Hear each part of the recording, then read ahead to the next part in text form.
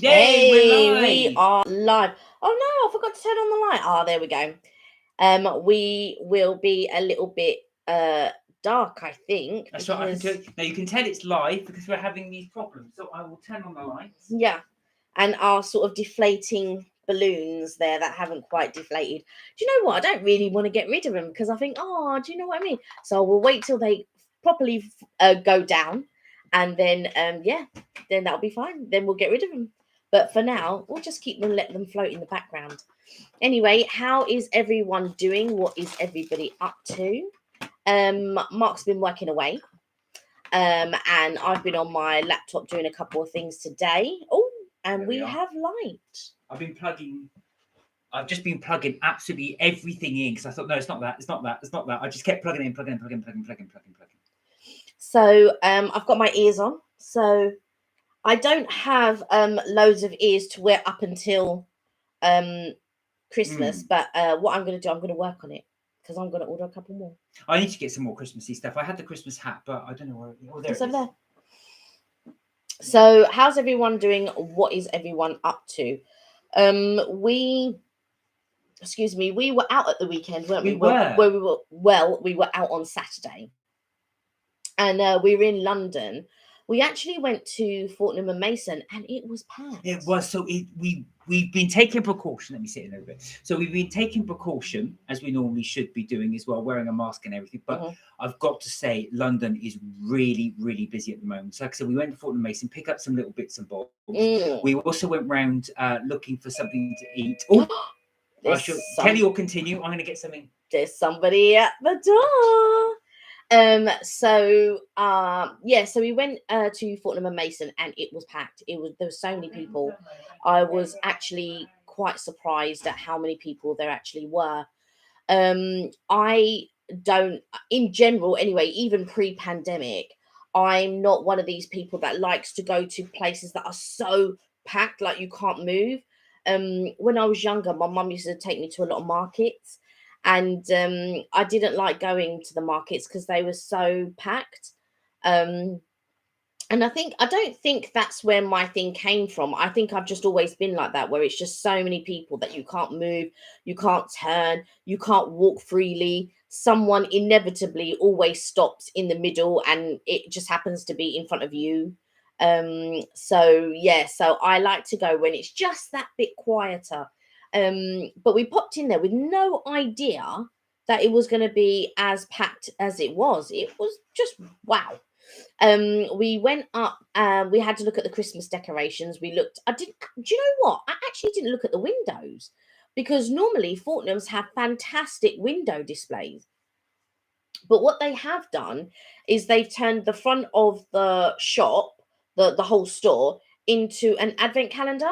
So it's got the countdown of the calendar on the windows. So I thought that was pretty good. And then they have these at a certain time, these sort of like uh wooden figures that come out. So the bells of the clock do like a little tune, and then these sort of figures come out. They used to have one in the middle of Leicester Square. It was Swiss something. I can't remember what it was. But it's gone now, so they don't have that in the middle of Leicester Square anymore. But I remember tourists, whenever it used to ring, tourists would stand still. It's not right in it was never right in the center of Leicester Square, but it was roughly around, if you know Leicester Square, it was roughly around where the M&M's shop was, or just a bit sort of I'm pointing this way as in it's but just sort of going more towards the road, a little bit sort of going towards Wardour Street almost. So yeah, there used to be like a Swiss uh timepiece or something there, and these dolls used to come out, and there'd be the bell would be sounding some type of tune, but they don't have that there anymore actually. So I don't know where that has now moved to, because there used to be like a move and pick there. I never actually went there when it was there, but there used to be a move and pick there where you could get Swiss ice cream and all of that type of stuff, but I never went there. But yeah, that's moved from there now. But when we were outside Fortnum's, we walked across the road, and then that's where you could get a good view of the whole store. and all the little wooden figures coming out, and well, it's two. I say all, just two wooden figures came out as the bell was tolling its tune. So I thought that was quite cool. I love Fortnum's, to be honest. I really enjoy walking around and just look at the cappuccino. So yeah, so I really just enjoy walking around and seeing certain things and all of that type of stuff. And yeah, so we walked around in London, and yeah, can't remember what else we did. Oh, we got a boonshik as because we were calling it bunsick, and then Gloria corrected me via email and said, oh, it's sort of pronounced like boonshik. So I know now it's boonshik. For a second, I thought you got me the wrong drink, but then I realised that's all they had. Yes.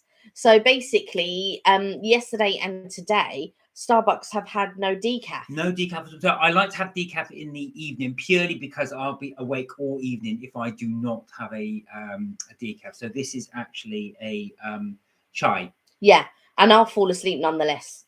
So this is my caramel frap. And so... Oh, Ray, hello. How are you? Hey, Ray.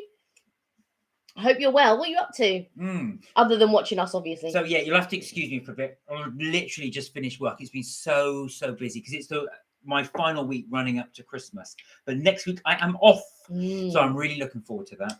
That drink is really, really tasty. It's really caramelly. Actually, look at all the caramel on the bottom. I've got to say, whoever made these is really good. Try mine.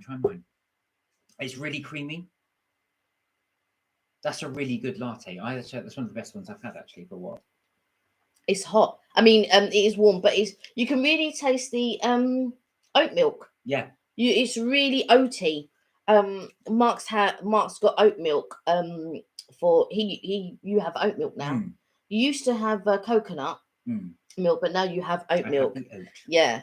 So I can really taste that it's quite oaty, but it's a chai tea latte today, not a... Yeah, so that was our so as Kelly was saying, we went to Bunsik, which is, we really recommend, if you do get a chance, go there. It's on Charing Cross Road.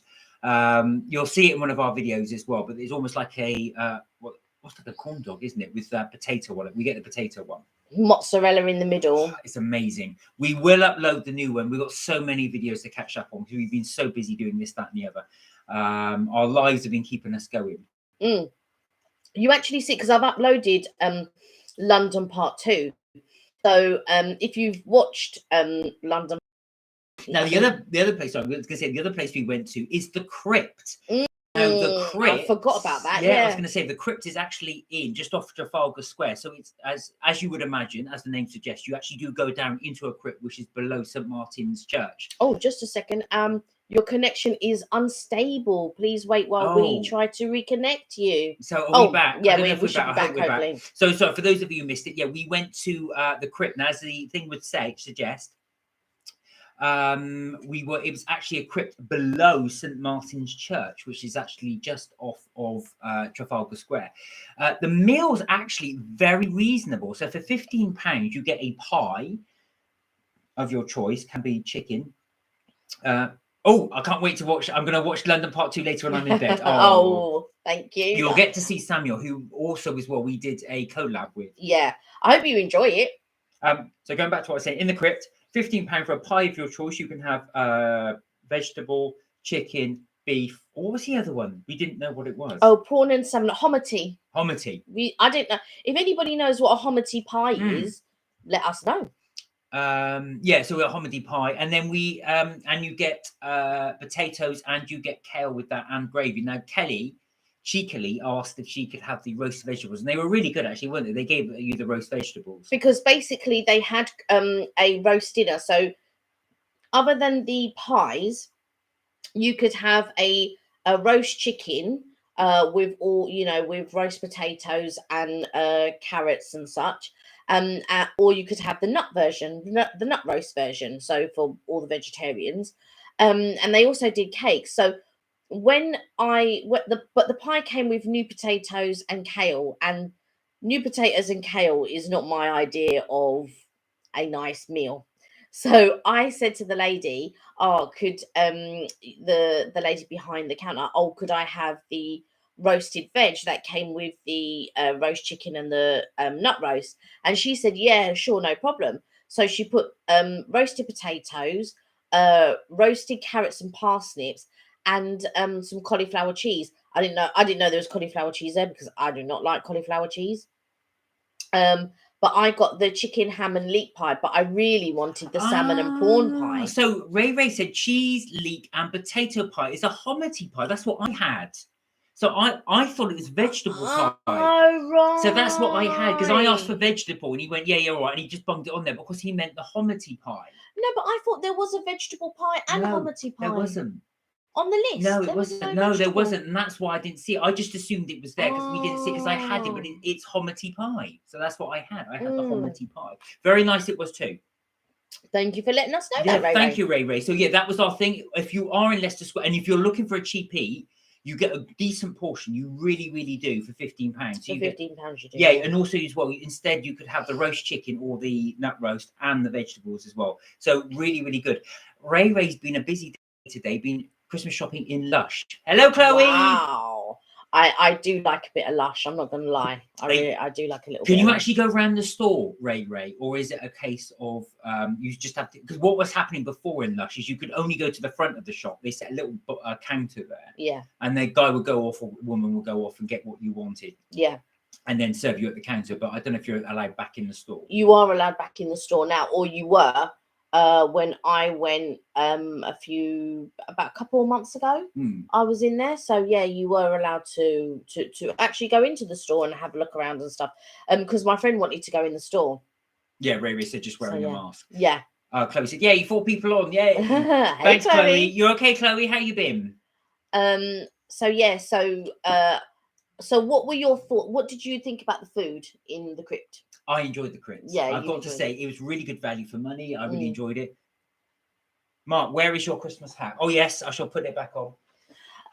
Now my opinion is slightly different to Mark's. I think value for money, fantastic for what the portion size that you get and everything. And the pie was nice.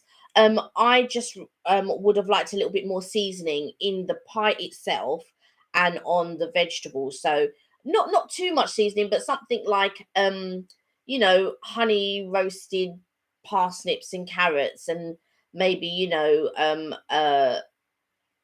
I don't know, whatever on the potatoes, whether it's a little bit of garlic or a little bit of rosemary or something. And I would have liked the same in the pie as well. So for me, it was a little bit bland. But what it did remind me, and Mark doesn't agree, but for me, it reminded me of my school dinners. And Mark didn't have those types of school dinners, but I had those types of school dinners. And I for me, it was, and maybe what brought to mind was it was set up like a canteen.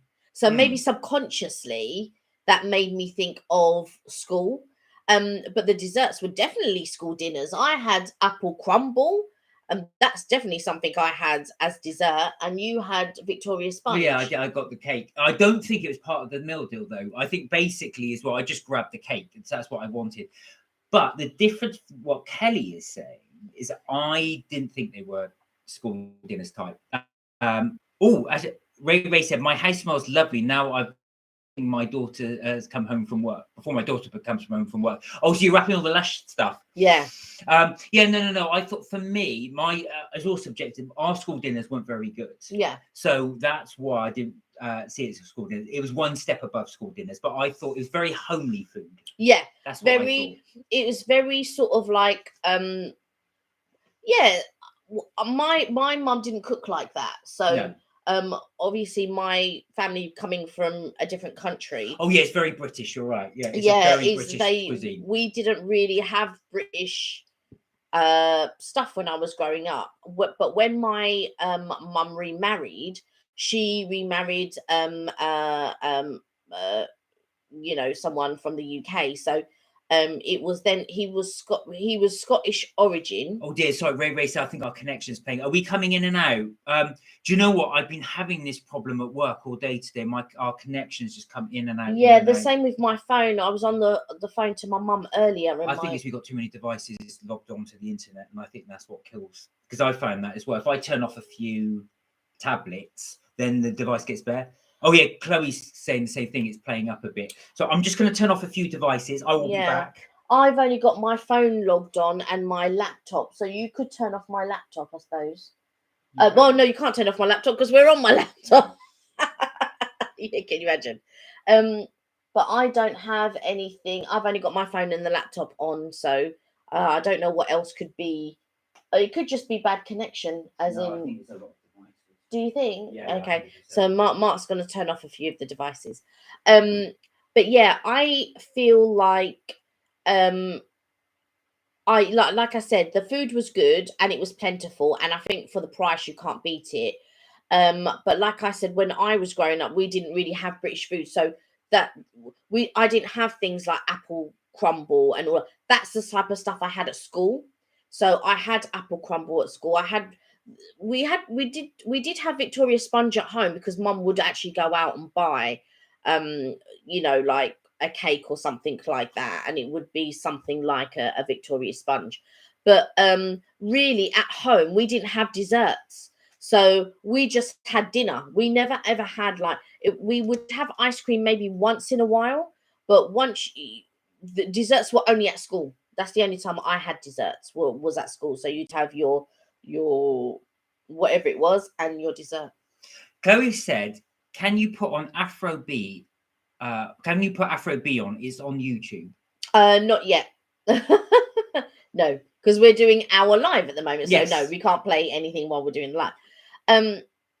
But yeah, so at home, so we never had desserts and things like that. So I only experienced those things when I went to school.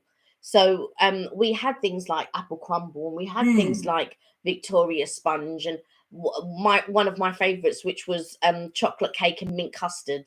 I absolutely loved that. Oh, see, that's not for me. But like I said, my experience was totally different to Kelly's for school dinners because ours was awful. But your mum would have cooked dinners like we had, right? In the crypt. Yes, she would have done. But yeah, she would have done pies and things like that. But they were really good. Also, what's good is as well, because it's canteen style, you can go and just have a dessert and coffee. And I think I noticed that people just go in, have a little dessert. They'd have crumble, they'd have something like that, and tea or coffee, and they would sit and just eat it there. So I thought that was quite nice. Yeah, that's true. You could just go in, you could have a cup of tea and a coffee. And it's one of those places, although it is sort of set out like a canteen, but you would be quite comfortable if you went there just on your own. Yeah. Like I would be more than comfortable going there if I was on my own and having something to eat and reading my book or whatever and all of that type of stuff. I mean, to be fair, there are quite a few restaurants that I wouldn't mind going and eating on my own anyway.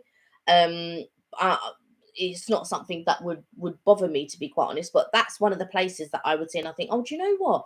I could sit there, enjoy a nice cup of tea, have something to eat and read my book or just see what's going around and all of this. But yeah, I liked it. I really liked the atmosphere. And I really enjoyed my crumble, except it needed a bit more sugar. The apple was not sour at all. So the apples were to my taste, but the actual crumble on top could have done with a little bit more sugar. I think for you it was all right. It was perfect for you, wasn't it? Yeah, I did like it actually. I've got to say that for me, that's the perfect level of sugar. For you, not so much. Yeah, I needed a bit more sugar. Kelly has got a very sweet tooth. Look at that. That is all pure caramel. I'm Mauritian. What can I say? So that's it. So British tastes, I think, well, I say Kelly is British, but those traditional British tastes, I think it was the perfect amount of sugar. Yeah, I think so. I think, if you traditional British, I think you're right. I think that was probably, but for me, I just needed a little bit more seasoning for me. But that's I grew up differently, I suppose, with different foods and stuff like that. Although when I was growing up, I didn't really enjoy my mum's cooking. Because I wasn't one to... Sorry, Mum. Yeah, I didn't like any sort... But then again as well, what you have to remember is my mum was also young when I was growing up. So maybe her cooking skills weren't up to par until later, much later on. I really hope she's not watching this. So her cooking skills came up much later on. But I was quite fussy. So in the end, because I wouldn't have anything that contained tomatoes and things like that. So I was really fussy. So now, if I make a pasta or something like that, I put tomatoes in it, right? So you will eat tomato. But I don't like plum tomatoes or normal tomatoes. I like sun-dried tomatoes.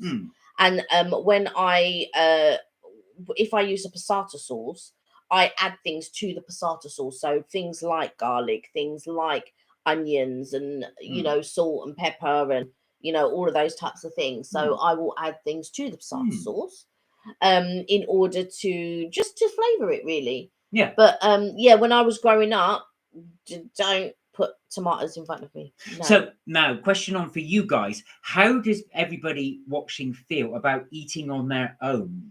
Because we did actually see when we went to the crypt, there were quite a few people, mainly elderly, but not all, would go off and they would eat. I mean, some of it made me feel a bit sad because you do see some people go off. It might not be, it might just be totally innocent. They might have decided just to go off from their partner, wives, husbands, and just for a moment, just have something to eat and then go meet them up again. I don't know.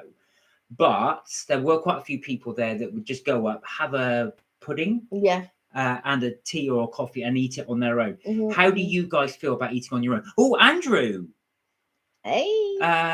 So Andrew's are you new, Andrew? Thank you for joining us. Andrew Collins. It says the Christmas stockings look awesome. Where are they from? Well, I will go get you and show you. He did this in the last live. I did it in the last live, but I like doing it again. Yeah, I love these stockings, I've got to say. I'll tell you the story, Andrew. So basically, number one said, is Kelly Indian? No, my family are from Mauritius. So hello, number one. Hello, number one. Yes, Andrew. So Andrew, what we did, these are actually from Florida. You can actually, I don't know if they still do these designs, but they do them. We got them when we went to Florida. We got them from the park, which was Planet Hollywood. And when I got them there, they didn't have Hollywood, not Hollywood Studios. Sorry, Hollywood Studios. I beg your pardon. Hollywood Studios, if you go to any of the parks, that's the one with the embroidery service in it. So I just saw these hanging up, and they normally just embroider hats, so they'll do it on the front of the hat. But what a beautiful soul, said number one. May God protect your bond. What lovely people. Thank you so much. Thank you very much. That's so kind. Thank you.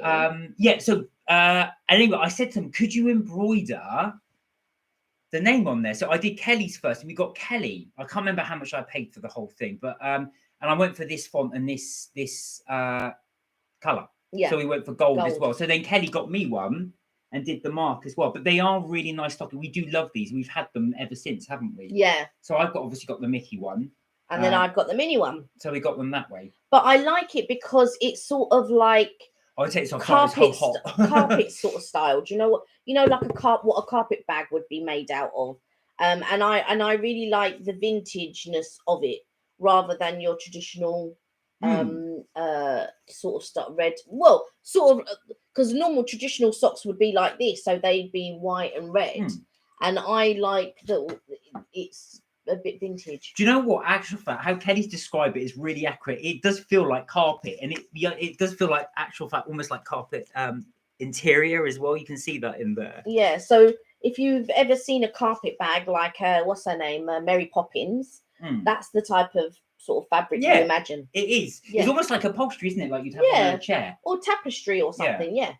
So there you go. And also as well, it's got the hidden Mickeys there as well, as you can see on the little design. But the design is quite ornate, and you can see it's got the little gold shimmer. It glitters, yeah. And there we are. You can see it on this little bow. And then on the edge as well, you can see that it sort of glitters. And the embroidery is really good, as you can see there. Yeah. So you do get to pick your font. Yes. And you do get to pick the colour. So you can do the combo that you want to do. They normally do hats, but I noticed I set a trend because when I did it and handed it in, a few people behind went, oh, yes, really good idea. And they started doing the same thing. So they started doing stockings as well. So assuming they'll do all kinds, but if you do manage to get out to the States, they will embroider it. Yeah, because you have to buy the stocking first. Yes. And then you can get it embroidered. Yes, and they do take a few hours. Yeah. So you can't just expect them to do it there and then. Exactly. They will as I put these back. All we did is just go there, get them in, and we just spent about 4 hours around the park, and then we came back and got them done. And to spend 4 hours around the park is nothing, because Easy. it's very easy. By the time you're looking around here, there, and everywhere, it's just very, very easy. There are, whenever we do, I mean, I know we can travel now. Well, we say we can travel now. We don't know what's going to happen with Boris Johnson saying whatever. But when things calm down, which I don't know when they ever will calm down, because I never thought it was going to last this long. I've got to be honest. But when we are maybe a little bit freer, it will be time for us to sort of like do start our traveling again and going around and doing different things. And we are looking very much forward to doing that. We are really looking forward to that. It's been such a long time. We do hope to get out there. I don't know if you can get those types. Sorry, excuse what the junk is there as well. But I don't know if you can get those stockings in the UK. When I haven't seen them like that, or the embroidery service. But we'll have a little look for you. Yeah. And see if we can get them done. But yeah, that's where we got them from. That's a long-winded way of me saying that's where we got them from, Florida. And we got them specifically from Hollywood Studios. Yeah, from Hollywood Studios. Although I did notice that you could get them from other Disney parks, but not all. I don't know. I know that Magic Kingdom does an embroidery service, but now they've moved that shop. So they've closed that shop for a little while. I don't know if they've moved it somewhere else. But yeah, you could buy the stocking and then go to that shop that specifically does embroidery at Magic Kingdom. But I don't know about the other parks. I don't know about Animal Kingdom, if they do embroidery. I don't think they do. I think that was the one we were recommended. Go, because I did check with another park when we were there. Now, bear in mind, this was about 4 years ago. Yeah. But they said, no, you need to go to I think he said Planet Hollywood Studios, and get them done there. That's where we got them done. Yeah, Magic Kingdom, yeah, you can get it done there as well. But Animal Kingdom, and I can't remember what the other park is now for the life of me. Epcot. Yeah. Epcot. Oh yeah, you must be able to get embroidered at Epcot. I don't think you can, you know. No, I don't think they do. I think it is just crazy if you can't. So basically, these types of ears you cannot get embroidered. So the ones they normally have, there's one that has like a cap. Yeah. And then you embroider the cap on there, and then you have people have their names embroidered. But I know Kelly didn't want the cap. Yeah, I didn't want the hat. So, and I was looking at what could I do, and I saw the stock, and the idea just came to me. I wonder if they can embroider. So I asked the lady, she goes, yeah, all right, we'll do that. Yeah. And then I had a name. So it's funny, when I gave her the ticket, Kelly, I looked at Kelly's face. It's on one of our videos as well. I actually filmed her getting she looked at it, and I could see the disappointment because she thought I bought her a cap. Oh no. I thought, oh no, he's done a cap with Kelly. But then she opened it, she went, oh, it's the Kelly with the stocking. Yeah. And I really liked the stocking, I gotta say. Yeah. And even till now, we still hang it up, and I just think they're really nice. Yeah. But like I said, I don't know if you can get them anymore. No, and I did get told off because I do fold them. Yes. Which I won't fold anymore. Folded them and put them in there. So when they came out, I was just like, it's okay. Because they're not things you can iron. No, but it's fine. I mean, they straighten out under the weight, under the thing, but I won't do it anymore. No. I'll get told off. They've been folded for a year. Can you imagine if I'd have known? I'd be like, what? But yeah, they should be laid flat, really. But yeah, but also, so basically, we've got our trees up. Our tree's been up for a while. And I've been looking at the tree and I was thinking, God, it's bare underneath the tree. I know, when you wrap presents and put them underneath, but I think less and less we give or get presents, really. So like when we do give presents now, we have them sent to the person's house rather than it's here, we wrap it and we put it under the tree. So normally the only present that we tend to give out, sometimes I'll if it's for my mum, normally I'll wrap her present and give it to her. But for you send your parents their gifts directly, don't you? Yes, so I do. And I think what Kelly's point is really, really true. I do love the look of a tree with loads of presents underneath it. Ideally, I like all of the family to come here, and then we can do the presents under the tree. But unfortunately, like I said, we tend to then sort of ship them off. However, we will start putting presents under the tree. However, I have decided to order a mini Christmas village. An entire village. And put it under. Well, it's not an entire village. I've just ordered I've ordered the figurines and 2 buildings, I think, at the moment. And so I want to order a couple more figurines and buildings and start maybe collecting and doing a little Christmas scene under the tree. But later on, I feel like I want to have like a little mini village, not just at Christmas, but I have to find space for that. We have to clear a lot of stuff, and then do that. But eventually, that's what I would like to do. And like when I was younger, um, uh, I there was a park that I used to visit in the centre of London many years ago, and in the park they had these miniature houses, and I used to stare at them for absolutely ages. I was mesmerised when I was younger, thinking, what if they were real? What if there was little people at night coming? Like the borrowers. Yeah, going into these little houses and all of this type of stuff, and I was mesmerised.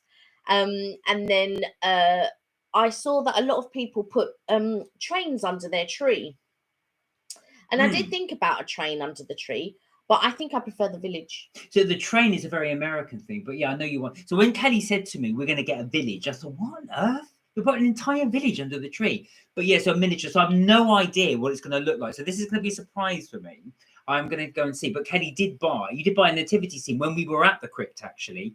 So for those It's under the tree. yeah, so those of you that are interested, the crypt also has a little gift shop there. It's very sort of like the National Trust, that type of gift shop. So I don't know if it'd be anybody's cup of tea, but if you are there, worth checking out. Yeah. Now the nativity thing that I bought is actually broken, and so they were selling it for £5. And I think the thing on it that is broken is it's meant to turn, and it doesn't turn anymore, but it does play the tune. It does play a tune. I don't. Do you want to grab it? Yeah, okay. It's literally just there. So so basically, it doesn't turn. It just the tune, and I just thought for £5, and I think it was £35. And I thought, well, all right, it doesn't turn, but it still looks kind of nice to put under the tree. So I've just popped it under the tree, but to the side. And then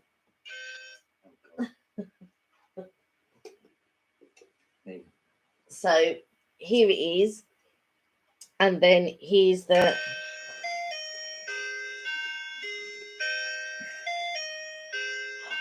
I love it. Look at all the angels. And then of course, yeah, so I think it's meant to turn. And then you've got the little light up star there. But yeah. So there we There go. you go.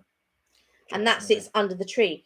But it will go with my village. So when I have my village, that will be off to the side, and that can be the nativity scene sort of thing. But it will be giant, I think, compared to the figurines, maybe. I'll see if I can open it up for you. There might be a problem with the mechanism in it. Yeah, but don't yeah. I'll leave it for now. Yeah, because it's all wobbly and things like that, so I don't want it to break or fall apart or anything like that. I'm happy with it as it is. For me, it doesn't need to turn or anything like that. I'm just happy as it is. But Mark doesn't like it. No, it's not that I don't like it. I just think it's a bit tacky, but that's just my opinion. That's just my opinion. Look how he's talking about Jesus Christ. Not getting into religion or anything like that. More the decoration than the actual thing.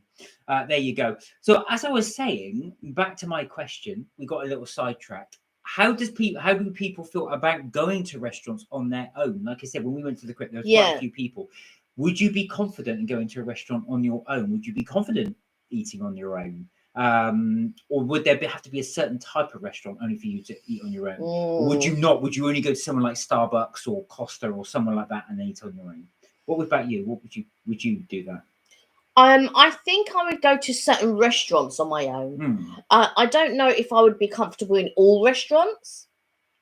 But yeah, I don't mind going and taking myself like a couple of weeks ago, might have been 3 or 4 weeks ago, you couldn't come. I think you were working or something like that. So I took myself for breakfast somewhere, and I thought, oh, I know a really nice place And I just went and had breakfast, and then I got a breakfast boxed up, and then I brought it home to you. Oh yeah, that was right. Yes, you did. Yeah. Very nice too. And I was there on my own. I had to go. I went to pick up some trainers. I don't even have them down here. So basically I bought a couple of trainers, and I had to go and pick them up because they didn't deliver. And so when I went to pick them up, I thought, oh, do you know what? While I'm here, I might as well take myself to breakfast, and which I did, and then got breakfast boxed up, and then brought it home to you. But I sat there, and I had all intentions of. There were a couple of things that I wanted to catch up on my tablet. Well, I didn't even have time. By the time I was looking at something on my phone. Then the food came. I didn't even bother switching on the tablet, and I was eating. But there was another girl who was on her own. She had gone in to study, basically. So it was this like, it's almost like a pub type club place. So of an evening you'd have the pub, and then later on I think it would turn further back. It might turn into a club, and I think it does get busy in there. And so I was sitting down having brunch. There are a few other couples. So it's not that busy in the day. And there was another girl there. There was a few other people there. There was a girl on her own. She was on her laptop working away. And then all of a sudden she was on a video call. And she was so loud, like talking to the whole... That's so annoying. Talking to the whole pub. And I just thought, oh dear. Do you know what? It's one of those things. That is brave. I wouldn't have the... I don't know why, but I wouldn't have the confidence to eat on my own to a restaurant. No. I would go to Starbucks. Yeah. And have like a drink, or Costa, or a coffee. If you're shop. waiting for me or something. Yeah, and then have a drink. But I wouldn't go for full on meal because I wouldn't feel confident. I don't know why. I'd feel quite, not confident. It's the wrong word. Probably self-conscious. Yeah, is the word. I'd feel self-conscious that I was sat there eating a meal. Yeah. Now the cinema's different because no one's watching you really, because it's all dark and you're watching the film. I used to go several times on my own when I lived near the cinema. But so you're worried about people watching you? No, not watching me. I don't know. I think there's part of the enjoyment of a meal is sharing, eating, and then having that conversation. I agree. Yeah. And I wouldn't probably do it. I would just if I was to do it on my own, I'd probably get a takeaway and go home and eat it. That's what I would do if I was on my own. I wouldn't go down and sit in the restaurant and eat on my own. I'm happy to eat in a restaurant on my own. I wouldn't do it in all restaurants, I suppose. But I'm happy, like, especially like if we're on holiday, and sometimes we go to Lanzarote, and Mark wants to forever go in and out of the tat shops. And while I don't mind doing that, if we're going to go once or twice, Mark would like to do it all day, every day. So there comes a point, and I just think, do you know what? Just leave me here. I'm going to have a pizza or whatever. Then I'm going to read my book. You go off and you do whatever it is you're doing. But even when we were in Mauritius and you wanted to go to the bazaar, I was fed up of going to the bazaar by this point. That's the market. Which is a market. So I got them to leave me in a cafe somewhere. I don't know if I had my book with me. Oh yeah, that was. I remember the cafe. Yeah, and I was drinking my Coke, but that's why they tried to charge me double, because they to be fair, I had to take this off because it's so hot. For us in Mauritius, it's very cheap for us. So if you are going to Mauritius and you go outside of the hotels, things are relatively cheap. However, sometimes when things aren't priced correctly, the price can change when you're there. And they said to us one price, which was something like, I think it was something like 50p. And then when they saw Mark, when Mark came back to pick me up, they changed the price to £1. Now, Mark and we just said, you know what, let's just pay the £1, it's fine. But my uncle... Oh, God, your uncle went ballistic, he was not having any of that. Now, he lives in Mauritius. And the money is relative. So for the people in Mauritius, if you're going to charge them £1, it's a lot of money.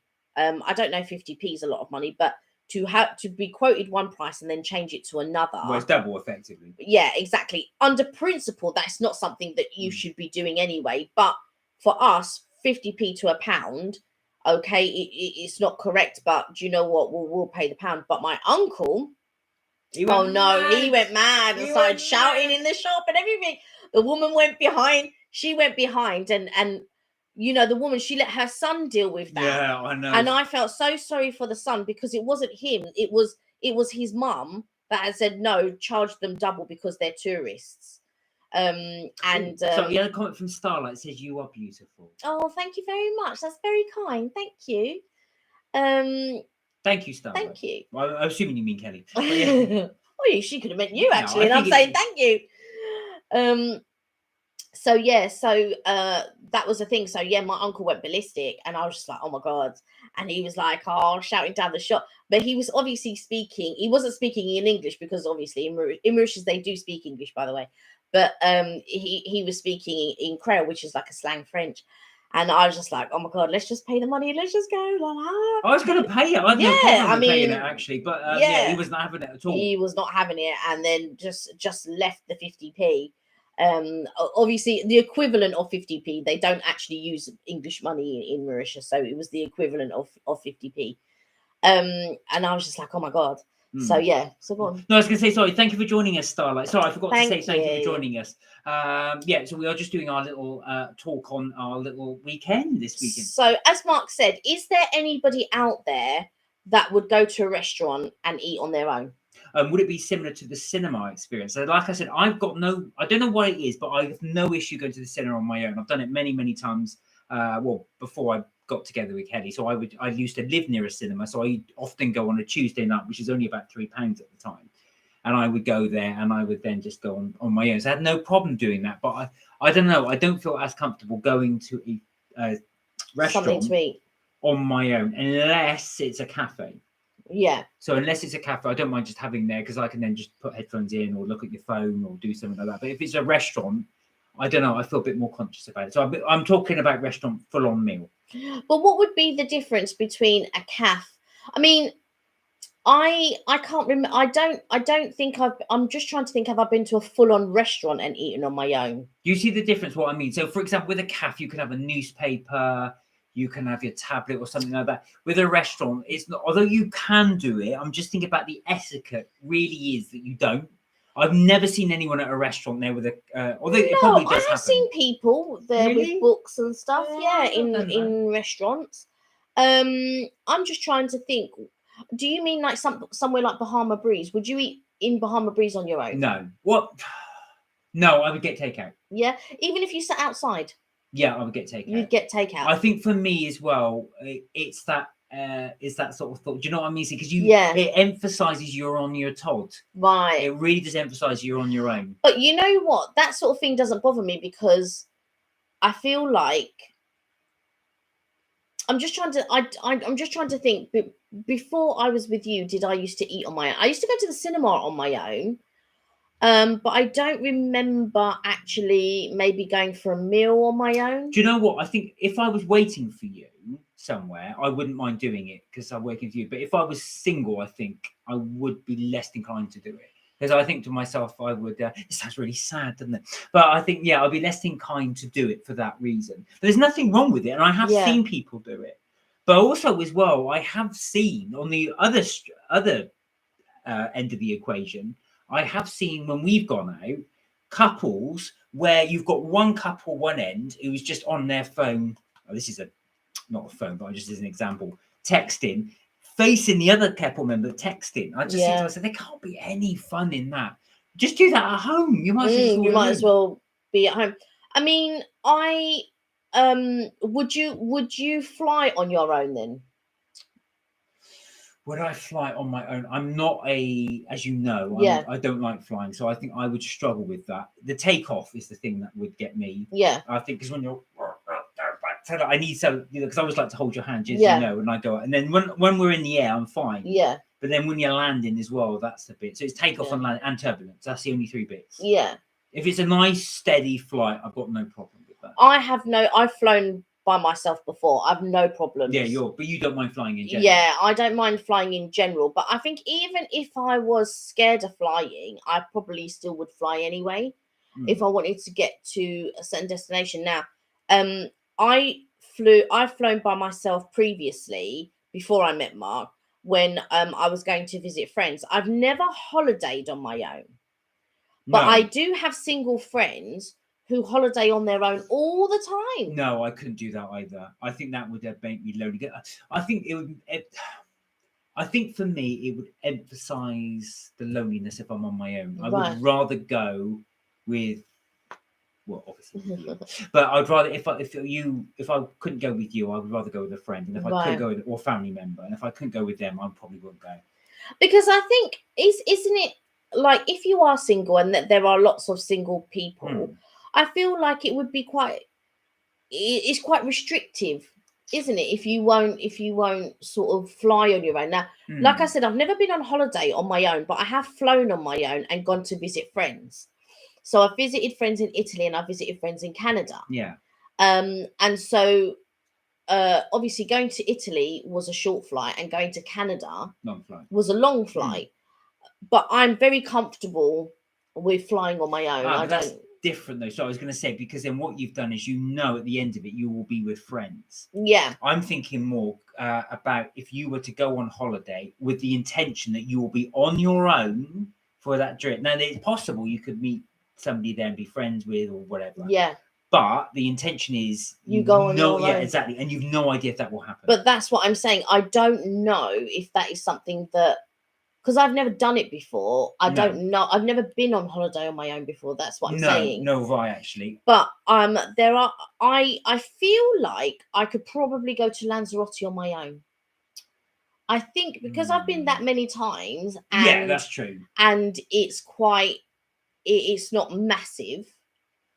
I think flying to Lanzarote, staying in a hotel, going downstairs, and having a meal, sitting on the sun terrace, going for a walk on the promenade along the strip, would be fine. I don't think it would be that big a thing for me. I think.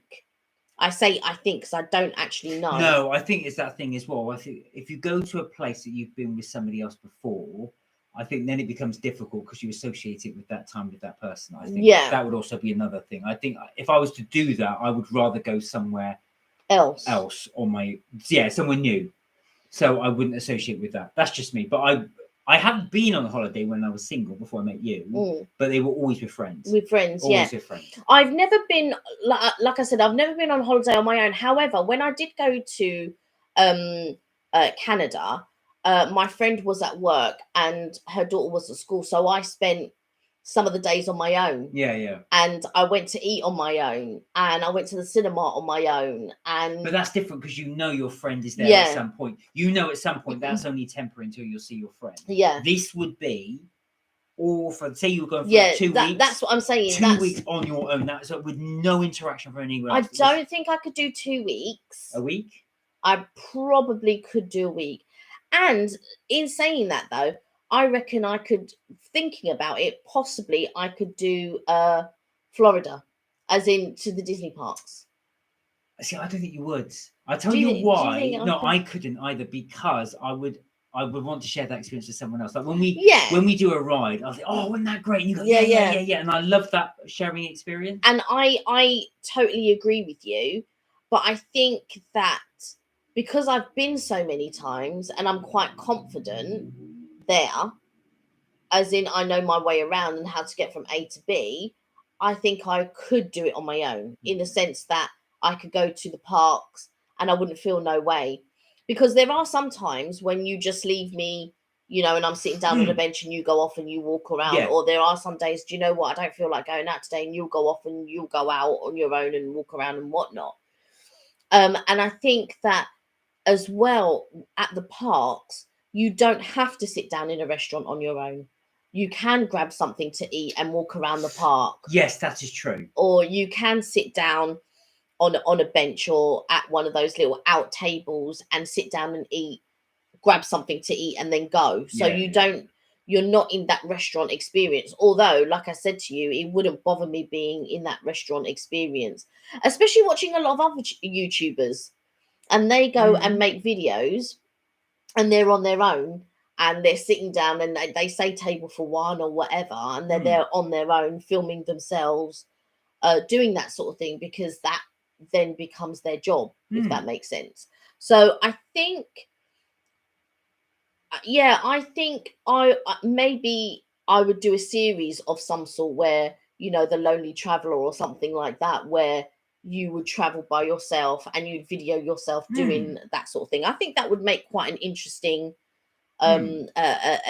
channel, actually. There you are. We're just a niche idea for anybody out there. Not that we're thinking of doing that, but I'm just saying that could be a niche thing. So we, because obviously when we do our trips, tips and things, it's from what also helps as well is, like I said, we can film each other. It's always difficult holding the camera that way and facing it into yourself. But we have plenty more to upload. Yeah, plenty more. Up. Yeah. So, I hope Ray you enjoy London Part. Well, I hope everybody enjoys London Part 2, Part 1 and 2. Yeah, if you haven't seen it, Part 1 and Part 2. But I think I don't know how anybody else feels. If anybody wants to let us know, I don't know how anybody else feels, but I enjoy holidays and I can't wait to get back and do the holidays again, to be quite honest. No, exactly. So we have missed it. Now we've not been on proper, and I say proper holiday, because again, that would be another thing. Do you count the UK as holiday? We never do. Yeah. We never do. We just count it as a break. But we've not been abroad on holiday since 2019. So it's been a long while. We are really hoping we can go in 2022. Yeah, and I think that it also depends on what you call holiday or a trip. Like with me, anywhere that is for a few days, I call a trip. I don't call it a holiday. So if we go to Brussels or if we go to Paris or if we do a staycation, that to me, they're trips. So they're not like holiday. But when we go abroad, that's what I would call, like, not that Brussels and Paris isn't abroad, because they are abroad, but they're normally only for a few days. Yeah, that's true. But anything that is like a week or more, I actually call a holiday. But a friend of mine, she used to always, like every other month or every other week, she was always going away to I don't know, Lanzarote or whatever, and she'd be going on like £50 flights or something. I'm thinking, what flights are you finding that are like £50? But and she would just fly to wherever every other weekend. I was going to say, because I mentioned this before. Now, there's a guy I used to work with many years ago, and he and his friends used to do that. So they were in the lucky position that they could just go on holiday whenever they wanted. So they weren't governed to school times or term times. But what they would do is they would go on a website like Skyscanner, sort it out by flight price, and then go to the cheapest one. They were going to places like Poland. They were going to places like Czech Republic, all for about £20, £18-20 return. Evelyn, hello. Hey, Evelyn, thank you. She's loving your ears. How are you, Evelyn? You okay? I've got my hat on, but I like the little sweet in the middle. Do you know what I mean? It looks like a little peppermint. There you go. I've got my one, but I've got to be honest, I have to keep taking it off because it gets so hot. As I take it off, you see me sweating all around here, so it's not the best of look. I just thought a Christmas theme would be quite nice. So I didn't wear it in the thumbnail, which I should have done. But anyway, so that's the thumbnail part. I hope you're good. I hope all is well. Evelyn, would you? Oh, you have been. Evelyn's been away on her Evelyn own. would. Yeah, Evelyn. I can guess that. Yeah, Evelyn is quite comfortable going away on her own or eating at a restaurant on her own and all of that type of stuff. And Eve, I was just saying that I would be comfortable going to a restaurant. I have been to restaurants on my own and going to the cinema on my own and stuff like that. But I'm not sure about going on a holiday on my own. That part I'm not sure about, but I have another friend and she's been everywhere by herself, like everywhere. She's gone to different places, done different things. It's been she really enjoys it. But she would like to go on holiday with somebody as well, but just the opportunity hasn't come up. So rather than waiting for that special person, she's gone off and she's done like some of the stuff that she's done is amazing, brave, and so brave. Exactly. Starlight said, "Thank you for entertaining us. Much appreciated." Oh, do you know what? It's our pleasure. We just gas and just talk. And we just talk. But you know what? If you guys want to drive the conversation, please do. Please do. Yeah. Evelyn said, "I was born alone, so I'm comfortable doing things alone." Yeah, that's true. You come into the world on your own, so of course you get on with it and you do things on your own. I think my other friend, she's done some like on whaling ships and just like traveling all around Australia, traveling around America. She's done so much stuff. And I don't think I don't think I would be brave enough to do that. Well, do you know what? Actually, some of the holidays, it's amazing how some people's holidays would be my idea of hell. Do you know what I mean? So I'm just trying to think of an example. Backpacking? Yeah. No, backpacking I don't mind so much. Camping, I'm sorry. Just me. And if anybody's out there, please don't at me or judge me. But it's not my idea of fun. I've done camping and I've been really unlucky. Every time I've gone camping, it freaking rained. It's always rained. And I've always gone in the summer as well. But it's okay, but it is quite uncomfortable. I've never had a real good night's sleep there. I've never done camping, but we have been we've been to a caravan before. I've been a couple of times to a caravan and I didn't really enjoy it. Not down in caravans, it just wasn't for me. And then I've done quite a few chalets. Again, this is not for me. That's just not you. Yeah, it's I don't mind having a room that has all your, so like we've stayed in hotels that have your own kitchen area, kitchen unit and all of that type of stuff. And I quite enjoy that. So that if you want to bring anything back, if you want to have takeaway, even if you wanted to cook or something like that, because you want to save money on holidays, that's fine. And we normally bring things back. We normally have things in the fridge and stuff like that. But staying in a chalet, and all of that, and I've done that a few times. It's cold. And staying in a chalet is not cheap. It's so expensive. And so we've pretty much gone so when you're going to all your your Butlins, your Haven, and your Ho seasons or whatever, and we've always gone at the beginning of the season because that's when it was the cheapest time. Because when we were growing up, we couldn't afford all these. We couldn't afford what we can afford now. Even said, British summer's full of rain. Yeah, and that's the unfortunate thing. But the year before this year, we didn't have a good time. Last year, we had one of the best summers. It was crazy. Yeah, 2020 was amazing. Last year was just a complete washout. Yeah, this year. Well, this year, so I should say, it was a complete washout. Yeah, you're right. I keep saying last year, nearly last year. Now, there's some great holidays got coming up. Now, my friend Paul always goes on amazing holidays. He went backpacking looking for gorillas in Central Africa. So in this trip as well, they say that when you go, you have to be prepared to walk up for 6 hours because they don't know where the gorillas are. They continue to move all around the place as well. So they're never static. So the guides that you go with know roughly in the areas where they could be, but again, you've got to be prepared to walk for 6 hours. But he said, and they will not let you go if you've got a cold, because in actual fact, you can spread those colds to the gorillas. So if you got a cold, they refuse to let you go. So, but you're not getting that up and close to a gorilla. Yeah, you do get quite close. But well, as close as you and me, because that's how you would catch a cold. No, but also it's just a precaution. Okay. I mean, I don't know what they are like now because obviously the pandemic, but that was things. So he's done that. He also is going. My friend would find that amazing. Yeah, I'd love to do that. Oh no, that's not something I would like. No. I'd be too scared. Walking for 6 hours? No, that's not your thing. I don't mind. The walking for 6 hours is okay, although I would get tired and need a sit down after the first two. But minutes. I don't think so. But the getting up and close personal to a gorilla, no, that's not my idea. Well, obviously you've got guides there. The other thing he was going to do was the trip to Chernobyl. So that really interested me as well. So you can get trips to Chernobyl, or Chernobyl, however you want to pronounce it. Too much walking, said Evelyn. I forget which country it was. I couldn't remember where it was. I'll find out. The only thing that would worry me walking for 6 hours, not the walking for 6 hours part, would be because it's not going to be all flat terrain. So the only thing that would bother me would be my knees. Well, he did say actually they were quite lucky. I think they got to them in about an hour and a half, 2 hours. Right. But yeah, and the other one he was going to do was Chernobyl. So they do excursions to Chernobyl. So you can actually see the area. I don't know how close. He didn't tell me the ins and outs. He hasn't done it yet, but he wants to do it. They say the radiation's gone. Well, it's not gone. You can go to certain areas of it.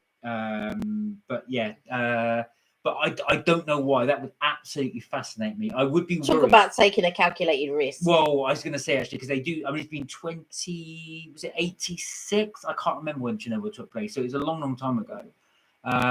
But yeah, no, I don't know. Well, no, 36 years now.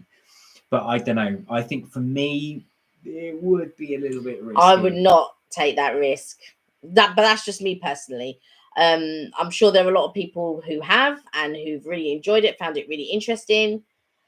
Don't get me wrong, I found it really interesting, but to risk my health, no. What were the other ones he was looking at doing? I'm sure he was looking. And when I say risk my health, I mean risk my health in a painful way. Yeah. Or end result. Well, no, radiation. Yeah. Obviously. Yeah, the radiation. No, what was the other one he was going to do? There was another one he was going to do, but I forgot now. It'll come to me in a moment. But yeah, he loves all those adventure type things, something very unusual. Yeah. So that would appeal to me. It's doing something different. I think that would appeal to my friend as well. I think because she's very much into nature. The Chernobyl thing wouldn't interest her, but the gorilla thing I think would. Yeah. But she's very much into nature and she's very much into all of that type of stuff and doing unusual things. Like so her holidays normally aren't just, like she went recently to go stargazing, and also prior to that she went to have a look. I don't know if you could actually see the Northern Lights actually where she went. That would be interesting. That would interest me, going to see the Northern Lights. But I remember her going to Reykjavik a few years ago, and I remember helping her book the holiday, because I think she was only planning to go for some extraordinary money for like 2 or 3 days. I said, what? And I found her at half the price for like a week. I was like, what? No. And, found her a little place, half the price. And she went and she really enjoyed it. And she actually managed, because obviously it depends if the sky is clear.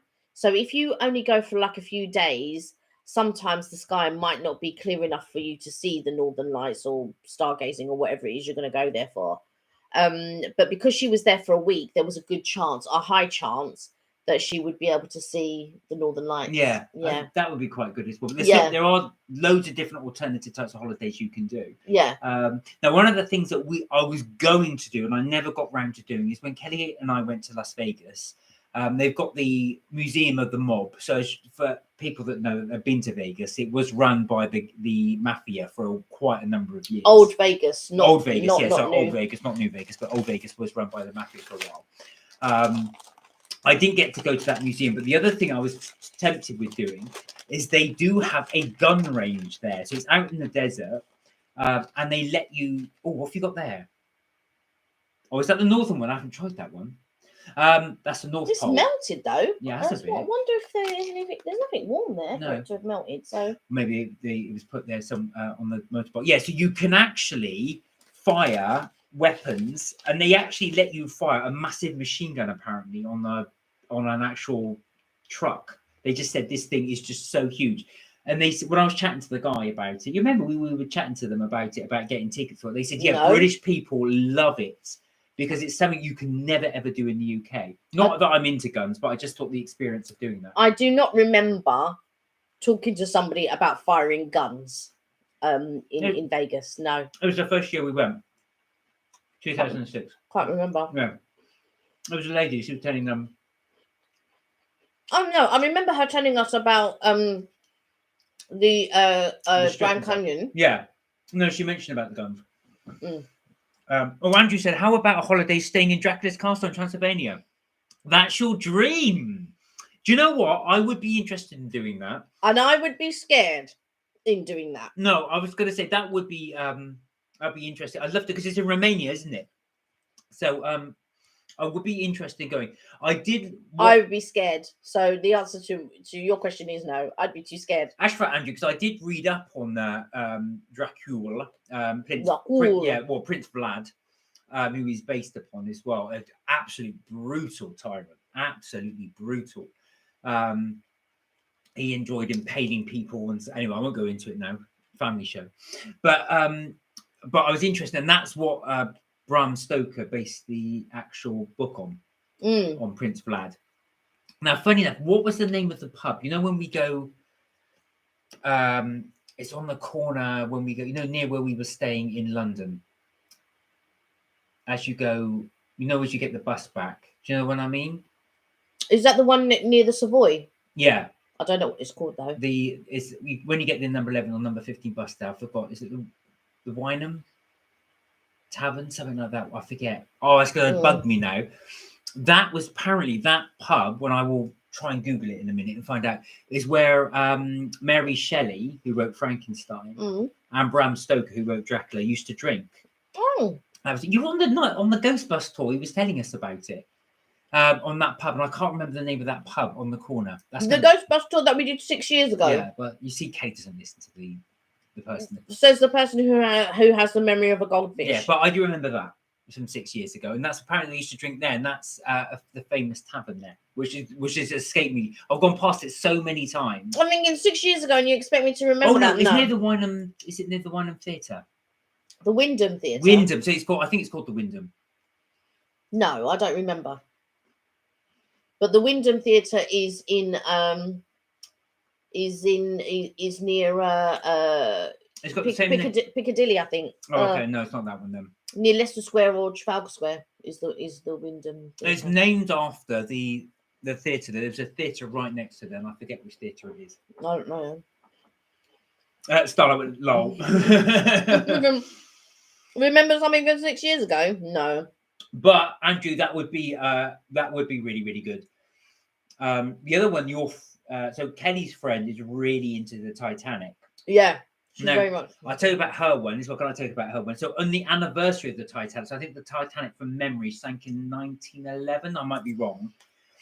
And I think in 2011 they did do the actual 100th centenary year. There was a cruise liner that did the same journey. And they stopped off where the Titanic sank, and they threw reeds, biodegradable. Yeah, that is important. Yeah, reeds over there. And I'm pretty sure Rod Stewart was on board that. Yes, yeah. He was. He was on board, but he didn't sing or anything. No, he was just there. He was just there. Yeah. So that would interest me, because I think they are talking about trying to do trips so you can go and see the Titanic. That I would do, going down in a submarine. Oh, really? I'm sure I've read. I don't know if I'd do the submarine. Yeah, you're going to be hours and hours and hours. I would do the boat, but I don't think I would do the submarine. But I would like to take the trip up, because they were going to New York, right? Yeah. So where was it starting from? It started from, it was built in Dublin, and then it moved then to Southampton. It picked people up. That's what I was thinking. Then it went Southampton all the way over to New York. Yeah. Well, as close to New York as possible. As possible before it met its demise. Its unfortunate demise. But yeah, because you I think I've only been to one Titanic exhibition, but I think you've been to a couple. I've been to quite a few, actually. No, I got the subject of the Titanic. Yeah. So I went to one in Florida. Yeah. Point Orlando. And then we went. I didn't go to the one in Florida. I went to the one in Vegas. And I went to the one in Vegas. I did the Florida one and the Vegas one. I went to the Vegas one, but also when we were in Vegas, we did was it Michelangelo one? But that was a bit naughty because they only had a piece of original art. So we went to a Michelangelo exhibition. They had one piece of art. All the rest was just replica sketches. Yeah. And they did charge about $25 to go in. Yeah, that was a bit naughty. Yeah. But anyway, we went in there. It was fine. Yeah, we enjoyed it. Yeah. So our little cultural expertise. One thing we did want to do, actually. So one thing we noticed, I don't know. Was it Michelangelo or Leonardo da Vinci? No, it's Leonardo DiCaprio. No, it was. I think it was Da Vinci. No, it was Da Vinci. You're right. It was Da Vinci, not Michelangelo. Sorry. Yeah, it was apologies. Da Vinci. Yeah, it was. So the one thing we did want to do, and we keep saying we will do this. One art shame. Yeah, says Evelyn. One thing we did want to do, and we keep spotting this every time we go on our city breaks. We said we must do that, and we don't do it. Is when we went to Bath and when we went to Brighton, you'll see a collection of people out on the street late at night. Not too late, but about 9-10ish, and there'll be a tour guide sort of dressed up in Dickensian clothes. And of course, because you know what, I've done it before. Yeah, I have never done it. Yeah, I've done it before. They do a ghost tour.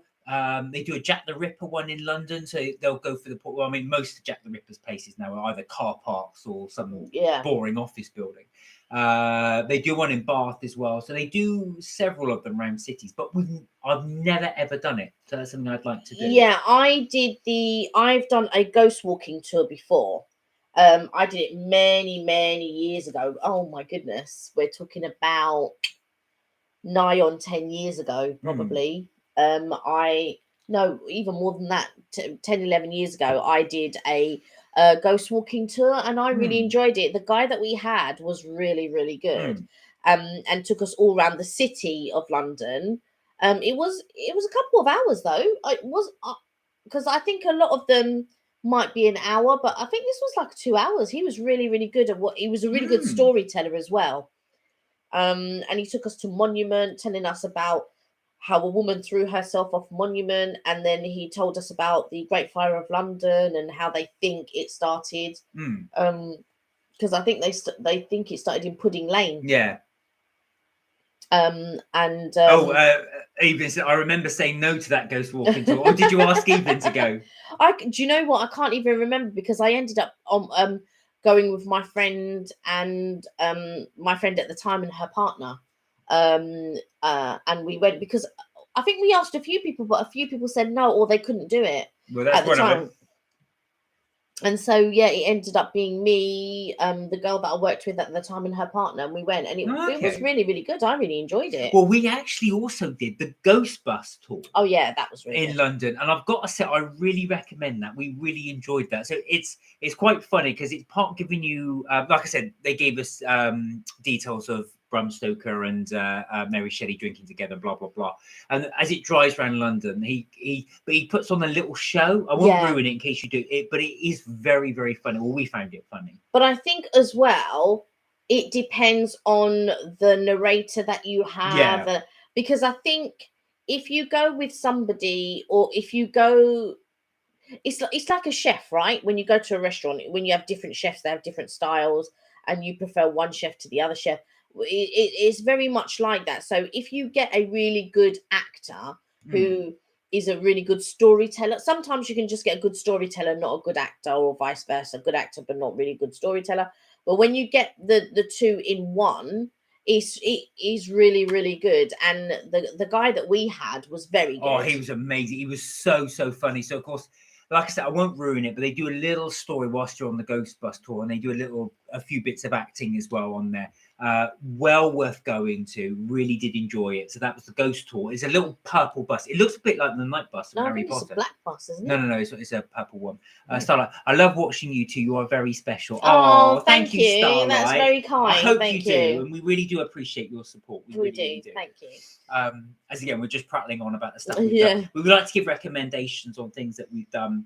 Yeah. Places we've been and places we eat at as well. Yeah, and at the moment, because obviously we're a bit boxed in with flights and stuff like that, a lot of our stuff has been restaurants. Yes, it has. But we've discovered some really good restaurants, I feel. Yeah, we have actually. We're really bad at just uploading it. We've got it all on the camera. No, I think we've done most of our restaurant ones now. Yeah. The only ones that we've got Brighton to do. Yeah, so we went to Brighton a few weeks ago, so we need to upload that one as well. Had fish and chips on the pier. So we've got a few more places we do want to review. But yeah, guys, please keep your comments coming in on if there's anything you'd like us to review. We had a really funny one actually not so long ago. So I don't know if you guys remember, I actually did a couple of recipes from the Friends TV show cookbook. And someone said, "Oh, can you make the cheesecake?" So I did go out and I made the what was the cheesecake called again? It was not the ultimate cheesecake. It was called Cheesecake to Die For. I think it was called. That was it. So I did make that as well. Took ages. The recipe had so many steps to it. But also, I think there was another one. Somebody asked you if you were going to do more recipes, but I can't remember if it was from the Friends book or the Star Wars book. I'll have to go and it was a Star Wars one actually. So I did do a few from the Star Wars one as well. And I think they are waiting to see. I'm looking up there because that's where they are. Yeah, because that's where they are. I think someone might be waiting for you to do another Star Wars I might do that one then. And then somebody commented on the cheesecake one saying they really liked that episode. And then somebody the other day, another viewer asked, can we do a video of how we met? Oh, okay. And I did speak about that in one of our other lives. So we probably will do a video that tells you guys a little bit about us, I suppose. Yeah, exactly. We will do that little introductory video for us. We've done it several times on the live, but we will do that as well. Well, we'll do a dedicated one, and then so if anybody wants to, no. But yeah, that we'll do a dedicated video to that. But I was just trying to think if there was any more questions. It will come to me anyway. If I can remember any more questions. But out of the restaurants that we've tried so far, let's boil it down to this year. I was going to say ever. That's just a lot. This year, what has been your favourite? Oh, do you know what? I can't remember all of them. Even this year. Do you know what? January, February, last year. I was going to say it doesn't feel that long ago at all. I don't think we went out in January, February. We started going out, I think, maybe April. Later than that, I think. So it was because lockdown was up until April. Okay. So I think I'm trying to think now, actually. Do you know what I did enjoy doing? Is when we did our reviews, our takeaway. So we went through this patch of doing loads during lockdown. We did loads of takeaway reviews, and we did loads. We did Nando's, we did Ask, we did Domino's, we did not Domino's, sorry, Pizza Hut. We did Greg's Bakes. We did, what else did we do? We did so many of the Wagamama's. We did about 3 different pizza ones, and you were trying them. Yeah, Kokoro, Ask. We did Ask Italian. Kokoro. I don't think we did Zizi. I thought we did. Oh, we might have done Zizi. Yeah, that might have been it. It might have been Ask, Zizi, and Pizza Hut. Yeah, we did Pizza Hut for sure. And then we must do some more festive ones. Yes. We will do some more festive ones as we're coming up to Christmas. We're having all these drinks, and none of them are festive, so we will do a little review. We're sticking to our normal, our normal drinks, except that today you had chai latte. I did, but that's not even festive. No. No. I don't think they do. I don't think they do chai all year round. I don't think. No. I think it is towards the winter. Although that was a bit of a con because we did. So we're told to do a Christmas range for their drinks. They do Christmas coffee, Christmas tea, blah blah blah. And now we bought last year. We bought 2. We bought the regular latte. And we bought the Christmas latte and looked at the ingredients. They were identical, exactly the same. Oh, so Starlight asks us, do you like Greg's pasties? I love Greg's pasties. And I do like, I'll tell you what, Starlight, I do like I like the vegan roll. I know not everybody does. Now, I'm pescatarian for those that aren't. Well, I probably bored you about that so many times. So I don't actually have the meat ones, but Kelly does.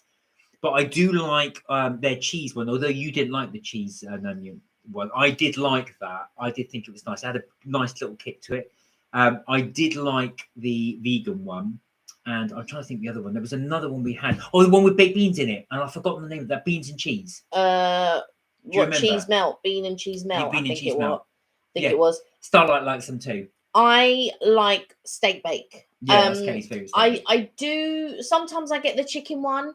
But for some reason, I get disappointed with the chicken one. So I think I probably stick to the steak bake. But sometimes I find the steak bake a little bit too salty. Starlight, what is your favourite one from Greg's? What would you go for? Yeah. What was good about Greg's when we did that review is I think for £26, I'm roughly around that. I can't remember. It's so long ago since we shot it. You could buy the entire menu. Oh God, yeah. You bought out the entire menu, didn't you? There was only a couple of things that were missing, but I got one of everything pretty much. There was only a couple of things that were missing, and I did the cheese and bacon one, but I did not like that cheese and bacon one. No, I didn't have that one. I did like the baked bean one though. And was there pizza? Did you have? Yes. I remember having the pepperoni pizza. No, I had the margarita one. The margarita one. But it literally is. It's like having bread. So it's like having bread with cheese on it and tomato on it. So it is quite it is stodgy. I would use the word. So it's quite filling. The problem for me is with the pizza, and it is, don't get me wrong, it is nice, but the problem for me is that they use cheddar cheese and not mozzarella cheese. So even said, I love the steak bake, but you're right, it is very salty. Yeah, it can be a bit salty. And then the chicken one can be a little bit plain. So there isn't a happy medium where Greg's is concerned for me. And I don't much like their sausage rolls anymore, but I did like the vegan one. The vegan one was good. I've got to say, I did enjoy the vegan sausage roll, but more and more these days, I'm preferring the more vegetable sort of type food, in the sense that when we went to Inamo, I really enjoyed the cauliflower, and I really enjoyed the aubergine. Yeah, that was delicious. We must go to Inamo again. Yeah, I really enjoyed it. I enjoyed that, and then for Greg's, I enjoyed the vegan roll, and we went somewhere else, and I enjoyed whatever vegetable something that they had. So the other one with quick eats, what I call quick eats, so like Greg's, is you love Pret, don't you? With your Kelly loves the croissant. The what was it? One, the bacon croissant. Is it bacon? They do a ham and cheese toasted croissant, right? Which I adore. I really enjoy it. But years ago, they used to do an egg mayo and bacon croissant with their version of ketchup on it, and now, little bit more expensive than Greg's. Good. Nothing can beat Greg's, I think, for value for money. Oh yeah, nothing can beat Greg's for value for money. You know, it really is good value for money for what you get. Even cheaper, like I said, than all the coffee shops. Yeah, for what you call it, for donuts and yum yums, and you know, I don't know what they call the cake with the pink icing, the sponge with the pink icing. Oh, Tottenham cake. Is it Tottenham cake? Yeah, Tottenham cake. What's the one with the sprinkles then? Is it just called sprinkle cake? I don't know. Tottenham cake is just a bit of sponge with pink icing. With pink icing on the top and things like that. So you can get all those types of things. And what I like there is the apple with the almonds on it, and then inside you've got apple, and sometimes they do apple and cream. And I quite like that one. So either you can get the plain apple, but sometimes the apple is just a little bit sharp for me. I'm not a lover of. Kelly has to have it sour. Sweet as you like. If you're having apple pie, apple crumb has to be really, really sweet. So not really sweet, but sweet. American sweet. I don't want. No, that's too sweet. I don't like things too sweet, but what I do like is sweet enough that it's not sour, if that makes sense. So if the fruit is sour, I won't enjoy the dish. But if it's sweet and not overly sweet, but sweet enough that all the sharpness is gone, that's the type of sweet I like. Because you normally find as well, especially with British crumbles, they're designed to be, British apple pie is designed to be a little bit sour. But then you have, the idea is you have your cream and your custard with it that goes against that. But Kelly has to have it all sweet. I don't like custard. No, right? Or if you had it with ice cream or cream. No, but cream is not sweetened. Cream is only sweetened when you add sugar to it, right? I never add sugar. Yeah, but if you were doing chantilly cream. Oh yeah, I suppose. Right, that is so. Who eats chantilly cream? So if you're going to have chantilly cream with apple pie, that may cut the sweetness. Fair enough. The custard, apparently, which is sweet, supposedly, would cut the sharpness of the apple. Have you seen how much sugar goes into custard? I don't make custard, so I wouldn't know. True. Not a custard fan. No, because I don't really like custard. But so for me, when I had the apple crumble, I'm used to school apple crumble. Yeah. Right. So school apple crumble. I love a thick layer of crumble. So the one at the crypt was the crumble was a little bit thin for me, because sometimes when you go to places they just do a simple crust on top. Yeah. But I like the thick crumble. So the thicker the crumble, the better. You should want like granola on the top of it. Pretty much, yeah. So the thicker the crumble, and I feel that's the best bit of a crumble. That so when we go to the States and we have peach cobbler, which is very similar to crumbles, not quite the same, but it's similar. I really enjoy it. Oh, I love the peach cobbler. I've got to say, the States was really, really good. We both enjoyed that as well. So when we went to the Wicked Spoon in Las Vegas, which is our favorite buffet, Yeah. straight there. But that never used to be your favorite buffet. Aria used to be your favorite. Oh yeah, it was only because we discovered it. Because we went there, and I said, "Oh, the queue's long." I was moaning because the queue was so long, and we got in there, and I said, "Oh my god, this is so good! This is really, really good." And then worth queuing for. Yeah, I would say. Yeah. I mean, I've queued for the Aria. When we went there, the Aria wasn't that old when we first went to Yeah, Vegas. yeah. So the Arias was sort of a renowned buffet. But then we went to the Cosmopolitan. I've got to say that was a really good buffet. See, we went to Aria, and I thought Aria was only okay. For me, Aria has only ever been okay. And do you know what it is? It's the quality of the ingredients. So for me, I like Aria, but it's not a second for me.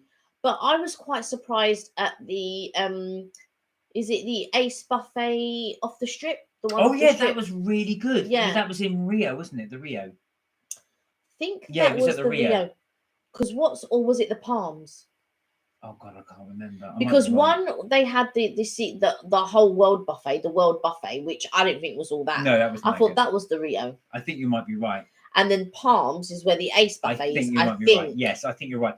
That was really good value for money. For money, yeah, it was so good, and they had a cinema there and everything. Yeah. I was going to say actually, we were really impressed with it. We went to the cinema when we were there. Yeah, we did. Yeah, we went to the cinema when we were there. We had a buffet, and I've got to say, there's one thing. Nowhere does buffet like Las Vegas. I mean, America's does really good buffets anyway. Yeah. But nowhere does buffets like Las Vegas. Yeah. I've tried multiple times to find a really good buffet in England, especially in London, and there were a few, but they tend to be one type of food. The buffets aren't as good quality. Yeah, we've only, I think, been to one high-end buffet, which was the Ned. That was really good. For all the you can so for basically 2 hours you can have as much lobster and as much oysters as you want, and plus all the other meats, and plus all the. Check out on Ned's video if you do get a chance. Yeah, so things like you can have roast pork, you can have roast chicken, you can have roast beef. You're making me feel hungry. And you obviously you can have the roast potatoes and carrots. They do salads, they do poached salmon, they do sliced smoked salmon, they do avocado on toast, which I really enjoyed. Avocado that was really good. I was going to say the other thing that made me laugh was what they do is they have a little basket, or they don't do it now anymore, unfortunately. So post-pandemic, this is pre-pandemic, but post-pandemic, it's very much is it what they call family style? Family style, where they bring the dishes to you. Yeah, basically. But pre-pandemic, you used to go up and queue, and they used to have in this basket all these huge pork joints. So the idea is that you would say, "Can I have some pork?" They would take out the joint, slice you some, then put it back in this basket. The guy sitting opposite us, he went there and he just grabbed a whole joint and put it on his plate, and he ate it. He ate the lot. But yeah, of course, you're not supposed to do that. But he just went and helped himself and took an entire beef, whole pork joint. An entire joint. Imagine, it's just crazy. But I feel like when I go out to eat, I don't eat until I'm stuffed. I like before when I was younger. Whenever my granddad used to cook, he used to cook like adult portion sizes, like what a man would eat for me, and I'd be like, Granddad, I can't eat that much. And no matter how many times I told him, can you sort of like slow down on the portion size, he didn't quite get that. What's to feed you? So I ate, and I would eat until I was stuffed, absolutely stuffed. It was the most horrible and uncomfortable feeling. But at the time, it's normal, right? When you're growing up, eat everything on your plate. That was the normal thing. Now, when my mum used to give me food, she never, ever packed out our plates. She would dish out for us, and if we were hungry, we would go back and get more. But my granddad would cook, and it would be massive. And so growing up, you kind of had that, or you got to finish everything, and you would try and eat, and you sit there and you'd be like, but you'd still carry on eating. And it took me a long time to train myself to not eat till I was stuffed. It took ages because then it was weird because it felt like I hadn't eaten. So when I would eat and I didn't have that stuffed feeling, it felt like I hadn't eaten, if that makes sense. Yeah, that does make sense. Well, I was the same. Do you remember with the buffet? The thing I enjoyed the most was that full feeling. I wouldn't do it now, but back at the time, unless I felt absolutely stuffed, I felt I hadn't got You my got share. value for money. But I just think to myself, you first of all, you shouldn't eat to that capacity. No, that's true. That's the first thing. And unfortunately for me, I put weight on like just that much, and I'll put the weight on. And I don't eat nowhere near what the portion size is that No, you Kelly eat. doesn't. And I probably have, other than one friend, I've probably got the smallest appetite of all my friends. I've got one friend that her appetite is actually smaller than mine by some crazy thing. She can't eat as much as me. Now, I try not to eat. Well, I don't now. I don't even try. I don't eat to the capacity of being stuffed. Even when we when we go for a buffet, I never ever eat until I'm stuffed. No, Kelly won't. She will actually have a regular sized plate. Me, on the other hand, I will eat till the cows come home. But for me, my only saving grace is I do a lot of exercise. Yeah, you do. And that's my way of keeping the food down. Yeah. Or keeping the weight down, I should say. I now don't like to eat to that stuffed feeling now. So I stop at the correct time. But I have got other friends who eat past that, and I'm like, oh my Starlight God. said, I've got to go. Love you guys. Take care. See you again. Care. Yeah, thank you so much. Thank you for joining us, though. Thank you. Take care. And Starlight, we do our lives at 6 p.m. every Tuesday and every Friday. So if you can, please join us again. We'd love you to. We would love you to join us if you can. That is, if you have any free time, please join us. Bye for now. But yeah, so I don't tend to eat as much. Yeah, I don't tend to eat until I'm stuffed. Now, even when we go for a buffet, because I don't feel that it's worth it. No. To get that stuff feeling, and because I put on weight so easily, I tend not to. But my problem is I like a lot of sweet things. Kelly has got a real sweet tooth, as we pointed out earlier. Or clean, but that's what Kelly likes. Yeah, but that's all right. That's what you like. That's my my fail. I think it's not a fail. You like what you like. I like sweet things. But no, I don't overeat, if that makes sense. But I do, compared to sweets and things like that, I do overeat in that sense. But not till I'm stuffed and being like, I'm just eating sweets all day. That's not what it is. I don't graze all day, and I don't eat lots of sweet things all day. But I like sweet things. So like, I will like something like this, or I like a croissant, or I like a cake. And my family is very much like that. Let's have a cake and a cup of tea. Although a lot of people who have tea feel that they have to have something with their tea. Luckily for me, I'm not that person. So I'm not the person that needs to have something with a cup of tea. I can just have a cup of tea for the sake of having a cup of tea. But so many family members, if they have that cup of tea, they have to have a piece of cake. I was going to say. They have to have a biscuit. They have to have a this. They have to have a that. But luckily for me, I'm not that person. I don't need to dip anything in my tea. I don't need to have anything along with my tea. There are certain programs, if we're watching like a Bake Off, I think, oh yeah, let me have a cup of tea and a cake. But I don't do that every week for Bake Off either. No, and actually, funny enough, we do that, get into that habit when we watch the Great British Bake Off of eating something, just because obviously they're prepping. They're prepping and they're thinking, oh, what they're prepping. But yeah, I don't really, I don't tend to graze, but I like sweet things. Yeah, I really do. But it's one of those things, I'm afraid. It's like I said, when you do have a sweet tooth, you have a sweet tooth. And I notice it normally runs in the family as well, because your family do love their sweet things. But there you go. Yeah, I don't know one person in my family that doesn't. No, it's your brother loves like sweet tooth. Your mum. I don't know anybody that doesn't. That doesn't have a sweet tooth. That's true. I'm just trying to think. The men. Well, I say the men. The men before used to just not have sweet things at all. So I found it weird one day because whenever like when I was growing up, and when I first started working, and if I had something sweet, I'd always offer, or would you like, would you like a biscuit? Would you like a sweet? Would you? And anytime you offer the men, they always say no. So in my psyche, I just thought, oh yeah, men don't really have sweet tooths. I went to work at a call center one time, and the guy's name's Martin, and I said, "Oh, Martin, do you want to? Do you want? I think I can't remember what I had. I don't know if it was like M&Ms or something. Do you want a sweet?" He goes, "Oh no, I've got a really sweet tooth," and I was so shocked when he said it. I was like, "What?" Because I'd never come across a guy that had a really sweet tooth. I've got to say, I've only started really eating chocolates and sweet things since we've been together. Yeah, I never had them before. Yeah, but to be fair, you'd only ate boiled veg before. Yeah, I did. I was never really into one. Yeah, you were never really wanting to eat him, really. Yeah. How dare you improve my palate? Yeah, he was just very much, you ate more for sustenance, didn't you? You weren't that type of person to sit down and. I couldn't go back to that now. No, I was going to say I just have really boring plain foods.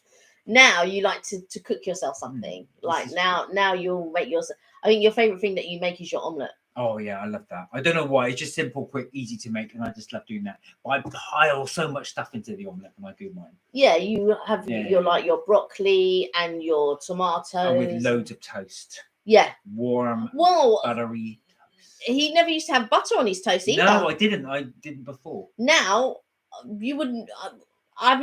The way that we go through butter is unbelievable. I just do. I just put loads on, and then I know I've got to stop doing that. Well.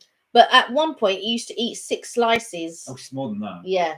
I used to have 6 or 7 slices. Yeah, true. I kid you not, 6 or 7 slices for breakfast, accompanying something else with my omelette. Yeah, with his omelette. So I'd have 6 or 7 slices. Now I have reduced that significantly.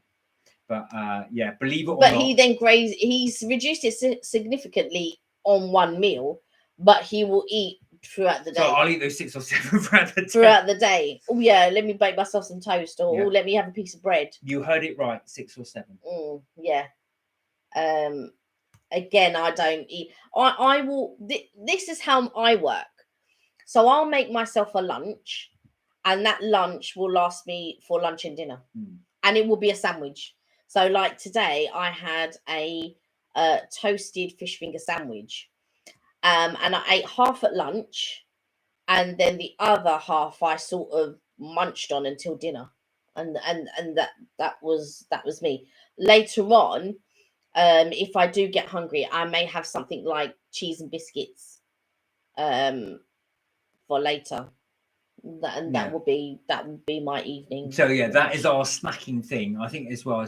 But I've always tried consciously, because I'm really bad as an unconscious eater. I don't know if anybody else has that issue, but I do unconsciously snacks, especially if I'm working. I'm typing away. Really bad at unconscious eating. Yeah, you are. I do graze, but it tends to be. I don't know. It would be. It's not great. I rather than graze, I'll have a snack. You tend to graze. Yeah. So like with me, I will open a packet of crisps and I will have those packet of crisps. But I may save some and then have with a sandwich or something like that. But you'll come in and out and take handfuls of whatever it is at a time. Yeah, I do. And he really doesn't notice until it gets down to the last one, and you think, oh shit, there's none for Kelly. No, that's not true.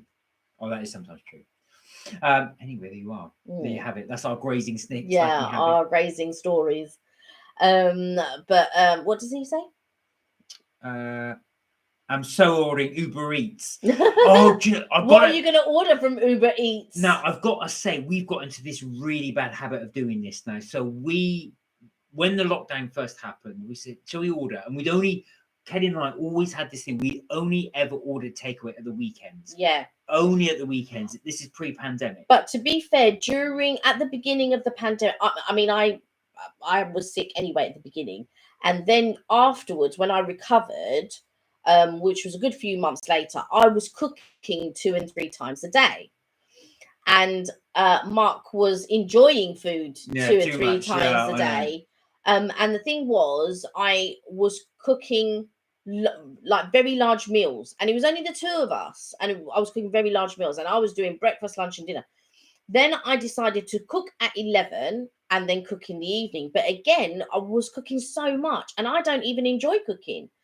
So then after that, it then cut down to one meal a day. And, like I said, but again, I was cooking enough for like a family of 4 or 6 people. And I there's would eat only that. 2 of us. And then when I started incorporating Mark saying, right, let's do Sunday dinner, he realized how long it takes then to actually prepare a meal. Yeah. And there's the 2 of us. Now, it would take us about 3 hours, right? So we're prepping and cooking, and Mark will demolish it literally in 5 minutes. And so I've been in the kitchen for an hour and a half, and literally Mark will take 5 minutes to eat it, and then whatever's left, that's what he'll graze on. It'd be in and out grazing on that. And I'm thinking, it's taking me all that time to cook, and then he's gonna eat. I was like, and I don't even enjoy cooking anyway. No, I know you don't. So what we did, we got this bad habit. During the week, we go, let's all order Uber Eats. So I go, oh no, let's just save it for the weekend. They go, well, I'm ordering Uber Eats. So I go, well, you're not doing it on your own. I want it too. So we would then go and order it, but then it got to like. Sometimes we were doing it 3 times a week. A week. I thought you were going to say a day. I was like, no, what? Not a day. We only do it once. A week, yeah. But 3 times, it's so bad. So we've got into this really bad habit, and also doing Starbucks orders on top. So of course, this is delivery on each one, so we've got to cut down on that. Really. Yeah. Although I am going to do it tomorrow to treat the team, so I'm sure you all wanted a little treat. But when we do order, we don't order fast food, so we tend to order things where they cook. Exactly, and as even says, grown man, you gotta eat, and I've got to eat. Yes, but someone else can cook it because I'm not cooking enough for 6 people. Kelly, busy schedule. But I feel like, but when you don't enjoy cooking, it becomes a chore. It becomes a chore. That is true. It becomes a chore because I don't enjoy. I don't mind baking. Baking I quite like. But to prep and cook meal, to be fair, the actual cooking I don't mind. It's all the prep work that goes into it that I mind.